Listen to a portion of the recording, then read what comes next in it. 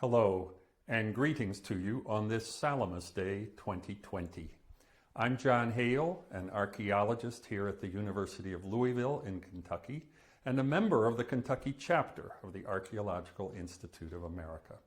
And it is my honor and pleasure to speak on behalf of the AIA as we remember the valor of those ancient Greeks whose efforts to preserve their liberty in the face of overwhelming odds remains an inspiration to all of us today. Today we commemorate a most important turning point in the history of the Western world. A great battle between the forces of the king of Persia, coming from the east, and the navy of the city-state of Athens in Greece, supported by other Greek naval forces, in the narrow waters between the coast of Attica, the land of Athens in Greece, and the island of Salamis offshore. After that island and those narrow waters, this has come to be known as the Battle of Salamis, waged between the forces of King Xerxes of Persia and an alliance of Greeks trying to prevent the intention of the Persian kings from reaching reality, their belief that they should continue to fight and campaign until the limits of the Persian Empire were the same as the limits of God's own sky.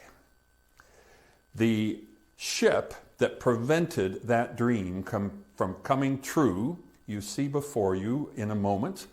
It is the TRIREME of ancient Athens, which we will see had been built in its hundreds only shortly before this battle in time to prevent the Persian takeover of the Western Greek world. Triremes mean rowed by 3 oars. Those are the oars coming out of this trireme replica of our own time. Those are the top tier of rowers, the Thranites, who you see there, and you see the oar ports of the lower group, the Thelemians below, and very faintly you see the Zugatai oars coming down in between the two. Let's go back to our initial image. That is called the Lenormand relief on the left. It was found in Athens, and by archaeologists, it's become our only snapshot of one of these Greek triremes in action with the rowers at their oars. And these, much more than the armies, these rowers were the Westerners who saved Greece and the entire Western world of Europe and North Africa from complete takeover by this great empire of the East, the Persians. The Athenians have been commemorating this great victory in their waters ever since. Let us take advantage of this new erection they have made, a monument above the battle site at Salamis, showing the military complement. Remember, there are 170 rowers on board the ship, but what you would have seen in a battle were those on the deck, and there would have been a mere 10 hoplite warriors, Hoplite, that basically means men of gear, and in the right there you see all of their gear. A great shield, half the size of themselves, a long spear with both a bronze point and a spear butt spike at the other end, and those greaves, those shin guards, as well as a helmet that would have covered most of their face. They were aptly called men of bronze because once they swung their shields in front of their bodies, they were bronze to you, the enemy, from their ankles right up to the top of their heads. The historian of this Greek and Persian war that we follow today is Herodotus of Halicarnassus. He was born a subject of the Persian king because Halicarnassus and its queen Artemisia, who will be the only female combatant in this Battle of Salamis that we are commemorating, they were part of the Persian king's empire. They had been conquered as long ago as the time of Cyrus, the founder of the Persian Empire, way back more than half a century before the Battle of Salamis itself. So Herodotus grew up with Persian affiliations, his home city, but then leaving Halicarnassus and moving to the Greek world, he became a man of all worlds. And his histories are a remarkable effort to try to give the Persian side of the story under their great king Cyrus, Cyrus's son Cambyses, then the subsequent king Darius and his son Xerxes, and show them in their conflicts with the Greeks. This is the beginning for us in the Western world of what we call history, borrowing Herodotus' own term historiae, which means researches. Here we see an image of Xerxes. He is presenting himself as his father and his two successors, Cyrus and Cambyses, would have done as a warrior king. But Xerxes was the first of those three monarchs to be born in a palace. He had not had to fight his way through to the throne. He had not added great areas to the Persian Empire itself with his own spear, the emblem of the Persian monarchy. So he was very much someone living in these grand palaces and not accustomed to leading armies. But when his Western front blew up in trouble, in rebellions from these Greeks, both within and outside Persian domains, he had to take up the spear and lead his forces on land at sea to punish those Westerners, those Greeks, and above all the Athenians, for what they had done to hurt his people. He went on an epic march, which fortunately for us, the historian Herodotus describes in detail, and on this map you can follow Xerxes' route, starting over there in the west of what we call Turkey, the landmass of Anatolia, at the great city of Sardis, the mustering point where all the forces came together, and the red dotted line takes him north to the Bosporus and Hellespont, the waters that separate Asia from Europe and leave the waters of the Black Sea into the Aegean. He had a huge army to get across, and partly just showing his people could walk on water if the king commanded it, his engineers, the royal corps of engineers of the Persians, built a pontoon boat, and the whole Persian army marched across it. They then followed the coast so they could keep pace with his enormous fleet, his armada of a kind of ship called a trireme, rowed by three levels of oars, as we will see, and parallel to each other, army on land, the fleet at sea, make their way around the northern Aegean through the little canal that had been cut for them by Xerxes' same army corps of engineers, so they could row as if magically through dry land, through that Athos Peninsula, which is the northern peak of this traversal, and that was to avoid the dangerous cliffs at the southern point where some of his father's ships had actually suffered a shipwreck. They then pass on around, past Macedonia, down the coast of Greece, and they are held up for 3 days in the parallel march of the Persian army, with Xerxes at its head. They are held up for 3 days at a place called Thermopylae, the hot gates, named because it was the gates of central and southern Greece, and there were hot springs nearby. This was the place for holding the pass by Leonidas, king of Sparta, and his 300 Spartans and 4,000 other Greeks. They failed after 3 days when the Persians found a way around the pass, took them from the rear, and then proceeded, after the death of Leonidas and his Spartans, down toward their ultimate objective, the Athens, because it was the Athenians, not the Spartans, who at an earlier stage had crossed the Aegean and helped the Ionian Greeks on the eastern side of the Aegean, who were the Persian king's subjects at that time, to rebel. Persian kings never forgot. They never forgot the Athenian aid to that rebellion on their territory, and in their view, this entire invasion of Greece had been provoked by the Athenians. This was a simple reprisal, an insurance that such an invasion of their territory could never happen again. And their territory was huge. It ran all the way to the Indus River in the east, what we would call Pakistan today, and it included territory right up close to the steppes of Russia, and all of Egypt, all of what is today what we call Mesopotamia, modern Anatolia, Turkey, and they had already crossed over under Darius, Xerxes' father, and captured parts of northern Greece and Bulgaria. It just seemed inevitable that Athens and its fellow southern city-states of Greece, like Sparta and Corinth, would go the same route. They too would be inevitably absorbed in this unstoppable imperial realm. And to look close up at the map, we see modern Iran there, to give you some orientation in the modern world. And now let's come over to the cockpit of war for Xerxes' period, and we can see Asia Minor and the point of crossing over then into Greece.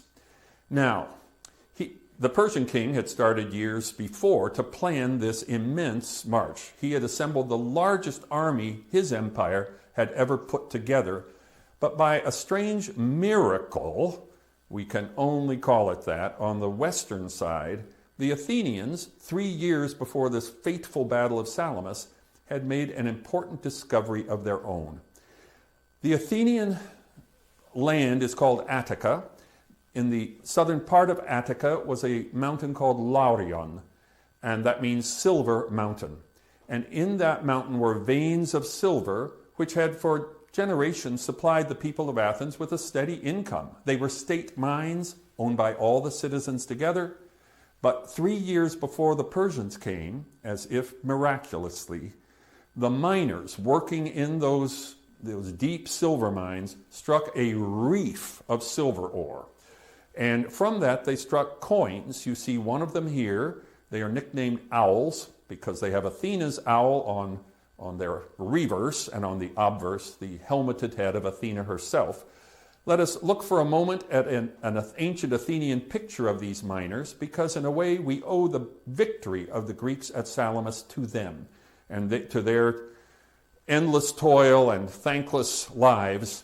But let us thank them for finding the silver that enabled the Athenians to build an enormous fleet of triremes to face that armada of King Xerxes when the final climax of this collision between East and West occurred. If it were not for the work, the hard-earned discoveries of these people, slaves, probably men, women, and children in these mines. You can still visit Laurion and go down those mine shafts today. The victory at Salamis began here. And in the mint at Athens, as I said, they were minted into the coins the Athenians called owls, with a beautiful head of Athena, their warrior goddess, on one side, the obverse, and on the reverse, the owl, a little bit of Athena's olive branch that was her sacred tree, and that alpha, theta, epsilon, which is the beginning of Athena or Athens. From Laurion, then, came the mass. There was a great strike of silver. It was brought into Athens, into the treasury there, into the mint, to be struck into those coins. And there was a great debate at this spot about what to do with that money. This is the PNYX. That is ancient Greek for a crowded place. And yes, it became very crowded. It was a bare rock summit then. It overlooked the city of Athens and its central area. And on assembly days, all of the thousands of citizens would go up and crowd themselves onto the top of the PNYX, and they would take votes on what the city's action should be in war and in peacetime matters as well at this assembly place. And when the news of the silver strike came, there was a great debate, what shall we do with the silver? And for a while in this debate, the popular vote was, well, let's just divide it all among ourselves. Let us each go home with a new bundle of drachmas from this silver strike. And then the proposal, before it could be voted on, the action was interrupted by one citizen who had a different plan.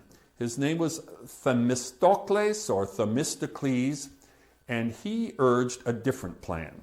From that rock, they could look out at an island just offshore beyond Salamis called Aegina. The people of Aegina were independent, they were seafarers, they were merchant princes, and they were a big thorn in the side of the Athenians. They were rivals. And so Themistocles, knowing his fellow citizens could never concentrate on any threat as distant as the Persians, in spite of having just won the Battle of Marathon nearby 7 years before, he said, "Let us take this money, let us keep it all together and build ships, hundreds of ships, and we will then have a great navy where we can punish these islanders of Aegina and prevent them from ever interfering with us again." Well, the motion passed, of course. If he proposed fighting the Persians, I think people would have laughed at him. And the result was 200 triremes, new ones, plus the existing standing fleet of Athenian triremes, were ready 3 years later when the Persians came. It was with these triremes that my interest in that ancient world of these Persian wars and Athens' involvement was first stimulated. Back in the fall of 1969, I was a rower in the Yale freshman lightweight crew. That is myself, third from the left in this photograph.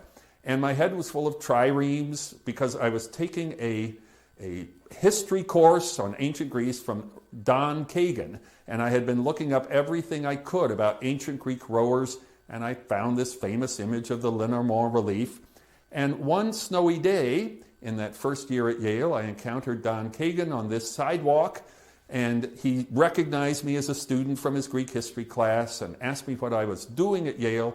I told him rowing, and he said, "Well, you should study ancient Greek rowing and ancient Greek ships. I think there's a lot more to be learned about the naval side of ancient Greece." Well, I learned that that was an assignment for life. I'm still working on it today, sometimes with underwater searches in my underwater archaeology work in the Aegean.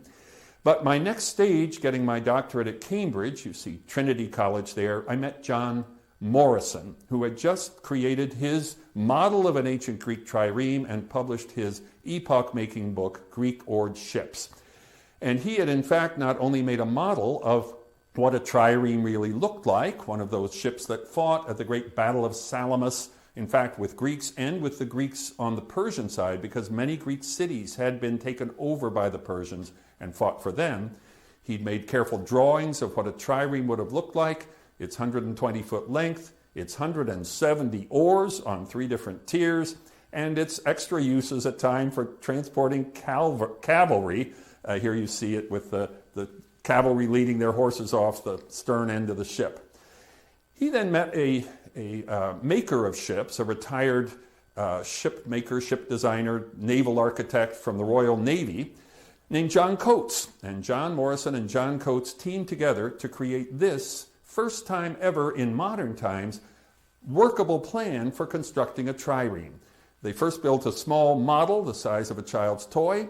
They bought a child's swimming pool and set that afloat in it in John Morrison's garden, and then built a section of a trireme as John Morrison had reconstructed it based on all the ancient evidence. And in time, they set the swimming pool next to it. Here you see Mrs. Morrison at the top. She's in the Thranite rowing position. Those are the only people with fresh air. That's an open window, as it were, next to her with the deck above her head. Then John Morrison and his grandson are in the tier beneath, the Zygite rowers, the second tier. And way down at the end is the poor banker who is raising the money for all of this. He's at the bottom, the Thelemian third tier of oars. And when they got that swimming pool put up, they invited all and sundry to come by and pull an oar. So this was my chance to take that place at the Thelemian oar and just have the first experience that we modern Westerners had in centuries of feeling what it might have been like to pull an oar in a trireme. Now, the triremes could not spend their night in the water. They had to be drawn up on a beach or in Athens itself into one of these ship sheds, these neosoikos, a ship house. And so I'm here when the BBC showed up to film all of this, and that's John Coates, the naval architect on the right, and we are about to insert in its ship shed for the BBC cameras a trireme, so you could see the trireme both in the water and then drawn up in its berth, not just for overnight, but for the entire winter season. The Mediterranean, the Aegean were considered impassable from late fall to spring, so they had houses here that circled every ancient harbor. As a result of John Coates getting involved, a trireme was actually built. Its name is the Olympias. I imagine some people who are listening to this celebratory presentation of Salamis Day have rowed in this trireme, and it was called, as I said, Olympias, and here we see it with its painted eye and its bronze ram forging away through the seas with all of those oars on either side. It shouldn't have a painted eye. One of these eyes has been found at sea and brought up and preserved in the Athens Museum, and you can see it was carved of a disc of marble, very thin, with a red eye like a bullseye to indicate the iris of this magical beast, the trireme.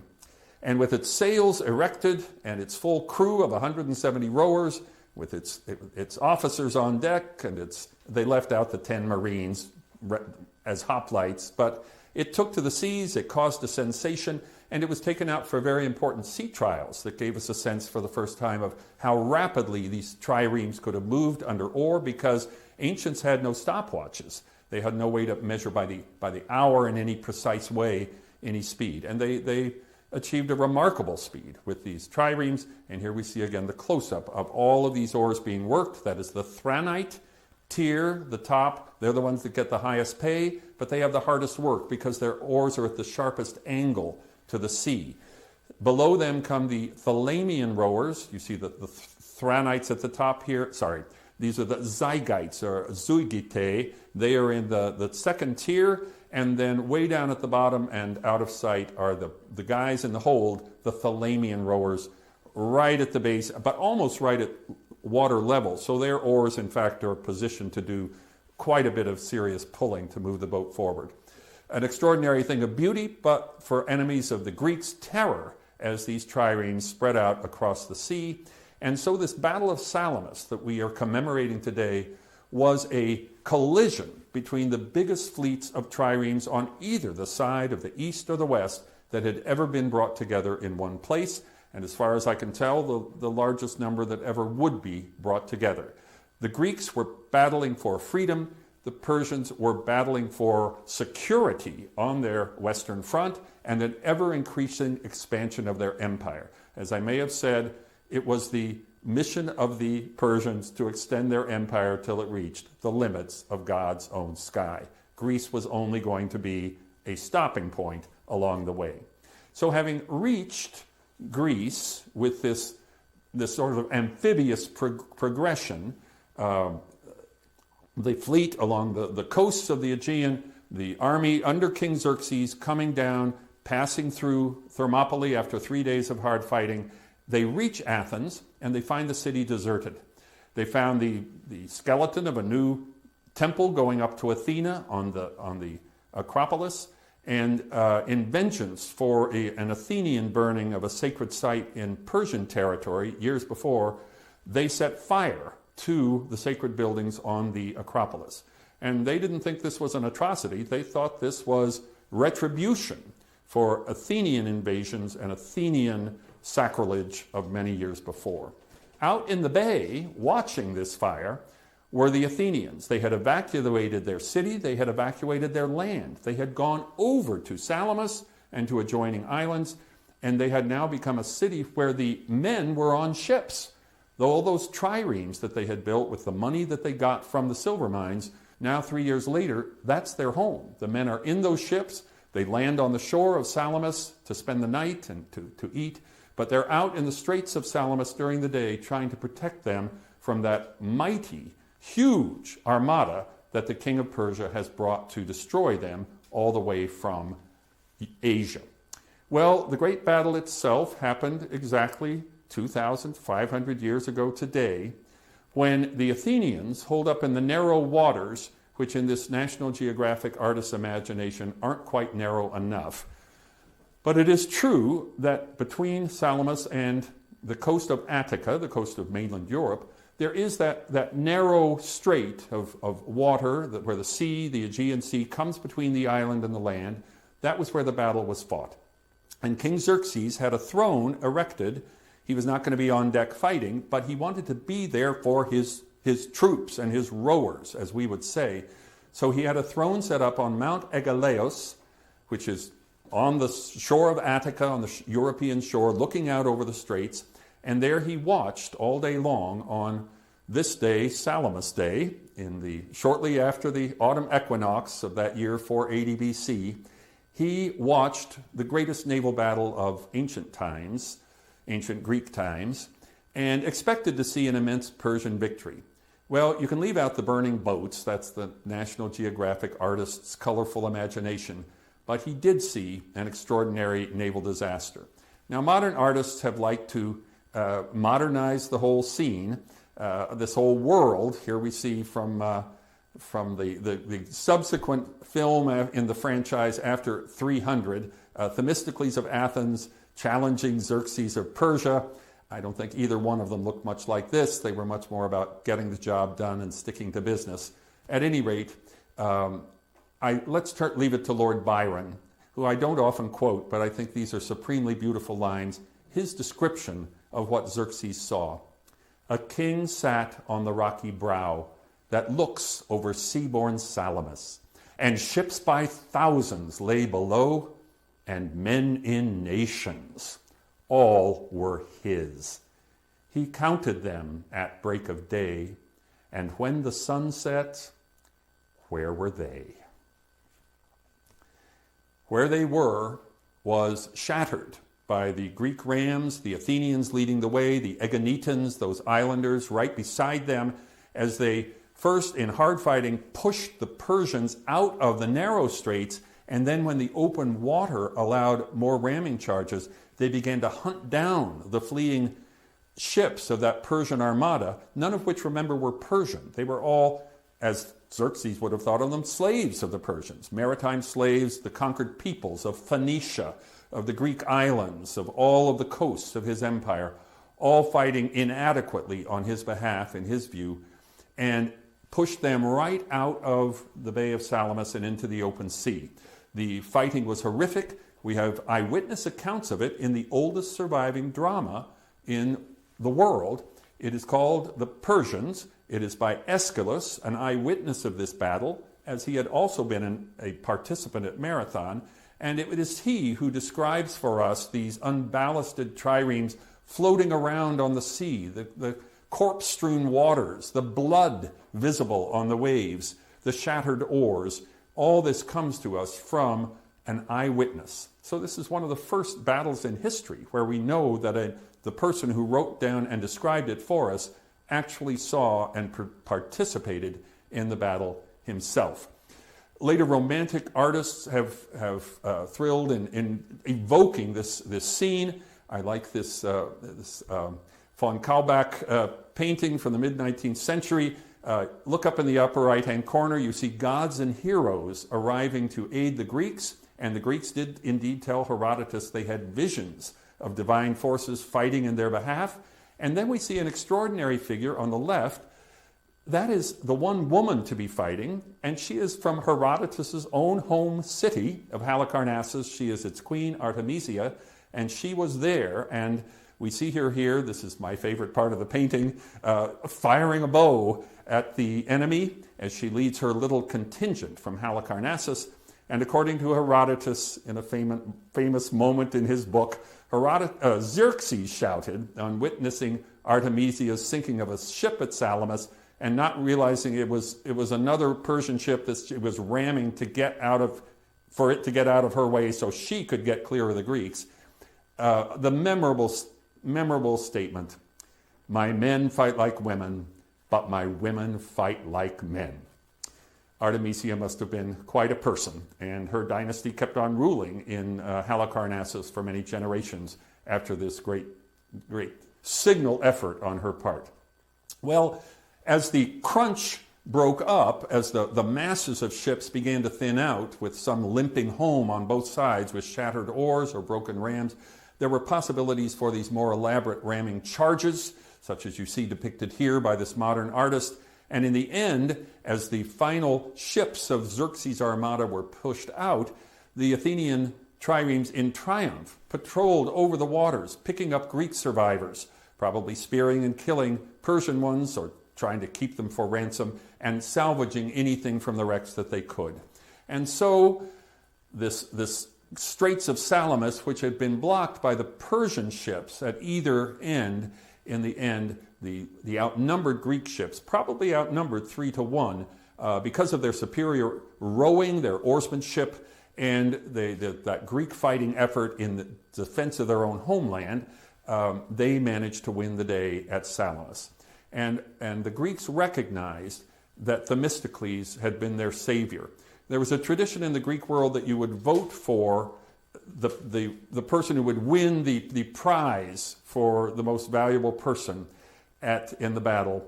And all the men had to vote for themselves first, but for second, they all vote for Themistocles. So I think this is a moment to then praise this as yet undiscovered Greek trireme, a personal holy grail for me as an underwater archaeologist, and I think for many others, because of its associations with this turning point in world history, this September day of long ago when a fleet of these Greek triremes turned back permanently the seemingly unstoppable empire of the Persians.